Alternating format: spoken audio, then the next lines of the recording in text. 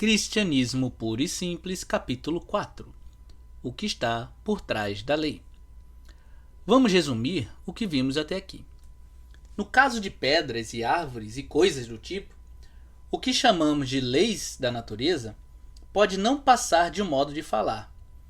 Quando você diz que a natureza é governada por certas leis, isso significa apenas que ela, de fato, se comporta de determinada forma.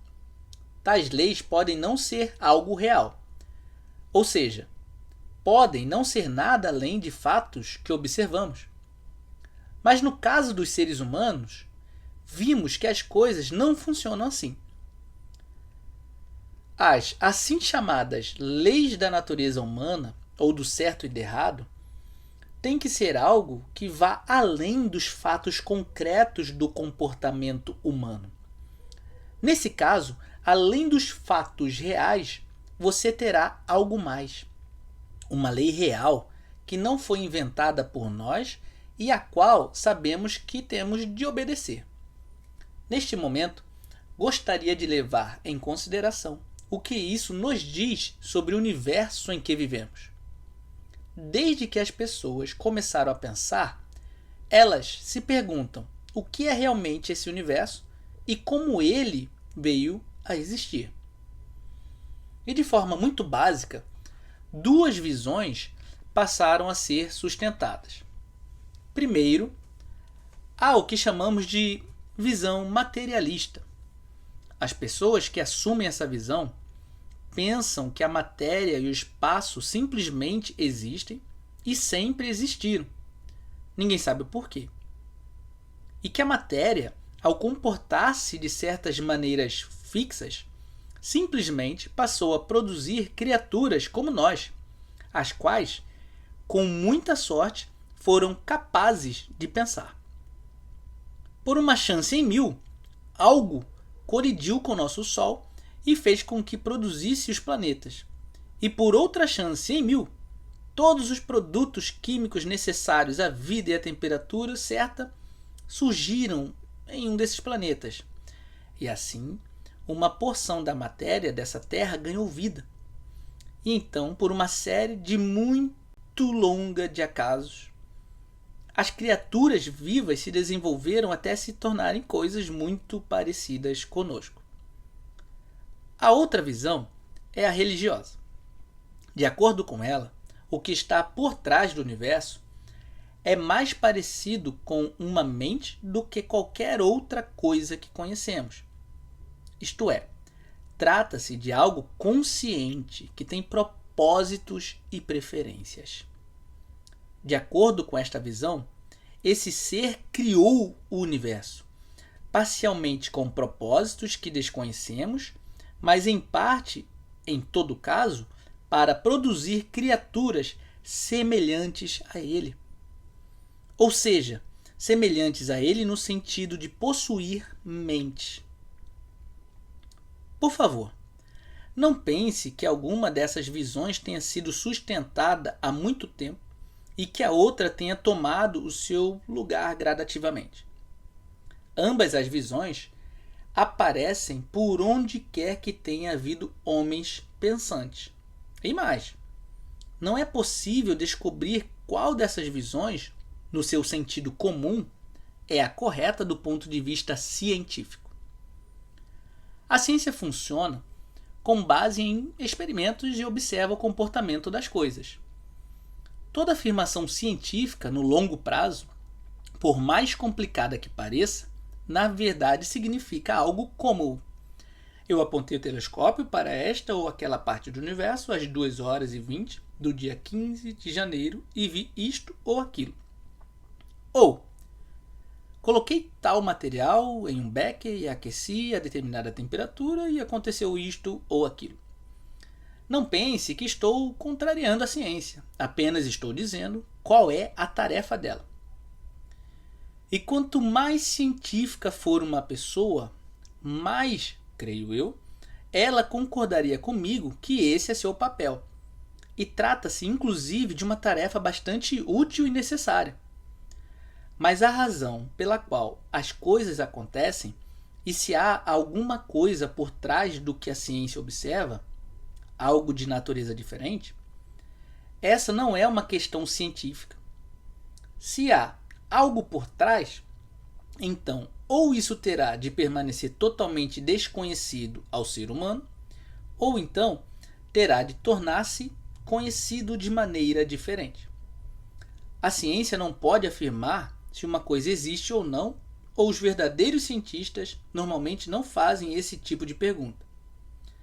Em geral, são os jornalistas e escritores de romance populares que entram nesses méritos, a partir de informações coletadas em manuais de ciências populares e superficiais. Afinal de contas, trata-se, na verdade, de uma questão de senso comum. Supõe-se que a ciência jamais se torne completa a ponto de saber todas as coisas de todo o universo. Não está claro que questões como por que existe o universo, por que ele funciona como funciona, será que ele tem algum sentido, permaneceriam da mesma maneira?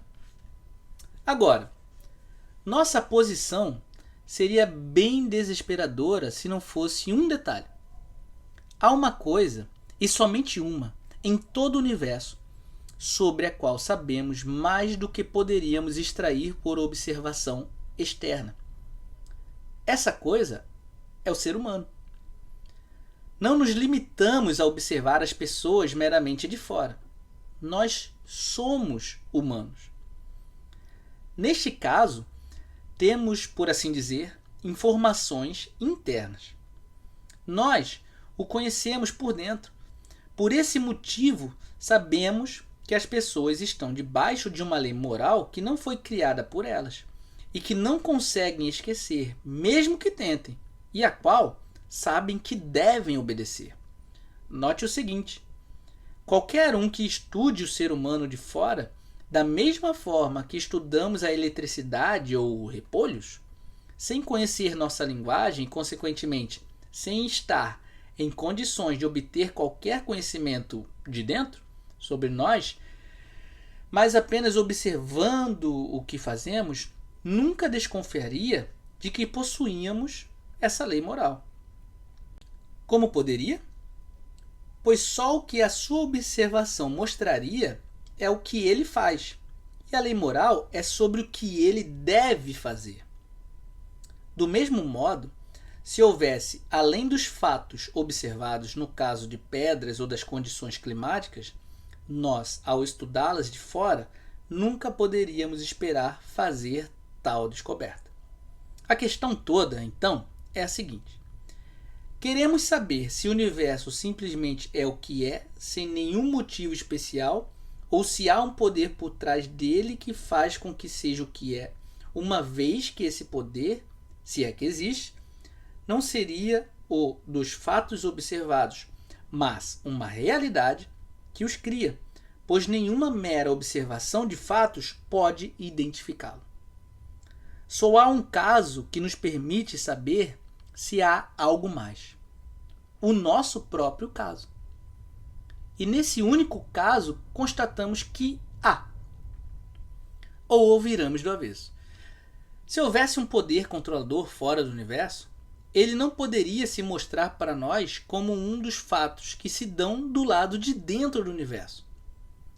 Não mais do que um arquiteto de uma casa poderia realmente ser uma de suas paredes, uma escada ou uma lareira dentro de casa. A única forma pela qual poderíamos esperar que isso se revelasse em nós seria por meio de uma influência ou um mandamento que nos induzisse a nos comportarmos de determinada maneira. E isso é precisamente o que encontramos dentro de nós. Isso não deveria fazer com que levantássemos suspeitas? No único caso em que você pode esperar obter uma resposta, esta seria com certeza sim. E nos outros casos, em que você não consegue obter uma resposta, pode reconhecer por que não obtém. Suponha que alguém me perguntasse: ao ver um homem de uniforme azul descendo a rua e deixando pequenos pacotes de papelão nas casas, por que eu suponho que ele contém cartas? Minha resposta seria: porque sempre que ele deixa um pacote assim para mim, eu constato que ele contém uma carta. E se ele então contestasse: mas você nunca viu todas essas cartas que pensa que as outras pessoas estejam recebendo? Eu responderia: é claro que não. E nem esperaria ver, pois elas nem estão endereçadas a mim. Estou explicando os pacotes que não estou autorizado a abrir por aqueles que posso abrir. O mesmo vale para esta questão. O único pacote que estou autorizado a abrir é o da humanidade. Quando faço isso, especialmente quando abro esse ser humano particular chamado eu, descubro que não existo por mim mesmo, que estou debaixo da lei, que alguém ou alguma coisa deseja que eu me comporte de certa maneira. Descubro que não existo por mim mesmo, que estou debaixo da lei, que alguém ou alguma coisa deseja que eu me comporte de certa maneira. É claro que não penso que se eu conseguisse entrar em uma pedra ou em uma árvore, eu fosse encontrar exatamente a mesma coisa.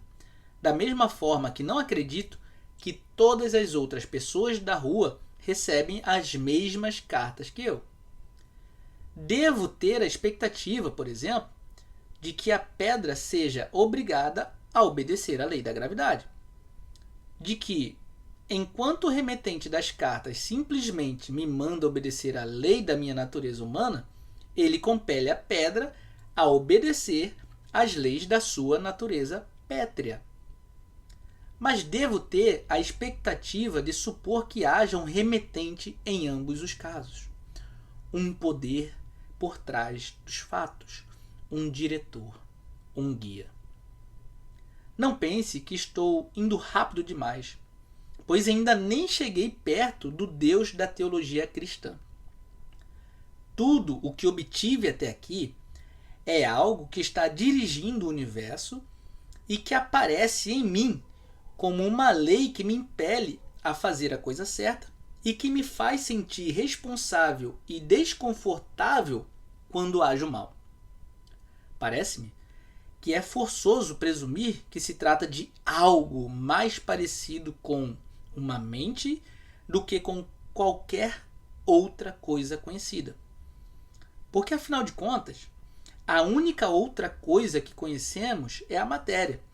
E nunca se viu uma porção de matéria dando instruções. Mas é claro que esse algo não precisa ser muito parecido com uma mente, muito menos como uma pessoa. No próximo capítulo, veremos se é possível descobrir algo mais sobre isso. Mas aqui vale uma ressalva.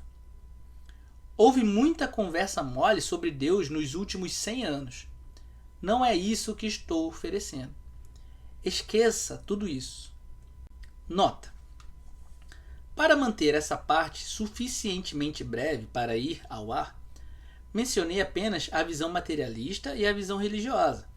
Mas, para completar o quadro, devo mencionar a visão intermediária chamada filosofia da força vital ou evolução criativa ou evolução emergente, cujas exposições mais astuciosas se encontram nas obras de Bernard Shaw, enquanto as mais profundas estão nas obras de Bergson. As pessoas que defendem essa visão dizem que as pequenas variações pelas quais a vida neste planeta evoluiu, das formas mais inferiores para o ser humano, não foram devidas ao acaso, mas à aspiração ou intencionalidade da força vital. Quando as pessoas dizem isso, temos de pedir que esclareçam se por força vital elas entendem algo dotado de intelecto ou não. Se houver intelecto, então uma mente que traga a vida à existência, que a leva à perfeição, nada mais é do que um Deus. E a sua visão é, assim, idêntica à religiosa. Se não houve intelecto, Então, qual é o sentido de dizer que algo desprovido de intelecto aspira ou tem intencionalidade? Isso me parece fatal à sua visão. Uma razão porque muitas pessoas julgam a evolução criativa tão atraente é que ela nos dá muito conforto emocional de crer em Deus sem assumir as consequências menos agradáveis disso. Quando você estiver se sentindo bem disposto, o sol estiver brilhando e você não quiser acreditar que o universo todo seja uma mera dança mecânica de átomos, é reconfortante pensar nessa grande força misteriosa agindo ao longo dos séculos e carregando em sua crista. Se por outro lado você desejar fazer algo um tanto desprezável, a força vital, sendo apenas uma força cega, sem moral e desprovida de intelecto, nunca vai interferir na sua vida da mesma forma que aquele Deus inquietante, sobre a qual aprendemos quando éramos crianças. A força vital é uma espécie de Deus domesticado. Você pode acioná-lo quando bem entender sem que ela o incomode. Você tem todas as emoções da religião e nenhum custo. Será a força vital a maior obra do desejo reprimido que o mundo já viu?